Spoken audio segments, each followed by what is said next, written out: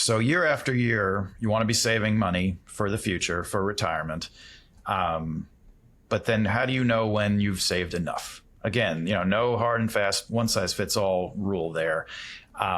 Different people need different amounts. Some people may need a lot more saved for retirement to have the type of retirement they've always envisioned, and the type of retirement where they will be comfortable. Another rule of thumb, something I like to throw out to clients just to give them an idea of a way to think about this. And again, doesn't work for everybody. It can take you in a wrong direction if you're not careful. But a rule of thumb I like to think about just when I'm thinking about the big picture is called the 4% rule. And what the 4% rule says is basically that if you in retirement are withdrawing 4% or less of your money, of your assets per year to support yourself, then you're in good shape. You are relatively unlikely to outlive your assets. And that's really the nightmare scenario that you want to avoid, is outliving your assets.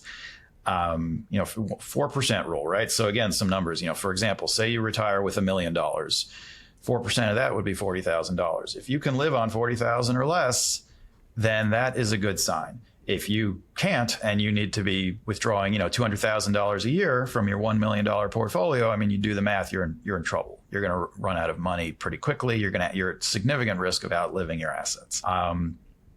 If you have $2 million, then 4% would be $80,000. $10 million, you do the math. So it can be intimidating. It can be overwhelming at first. But that's why I'd say the earlier you start, the better, obviously. The benefits of compounding and growing your assets over time are very significant. It can make it a lot easier to achieve those goals as time passes. But, it is important, I'd say, even though life can be hectic and there can be a lot of going on, a lot of money coming in and going out at once, it's important to think about how much you're saving and how much you need to save in order to feel comfortable that you have enough assets to support yourself in retirement. And I imagine listeners will be unsurprised to hear me banging the drum of communication.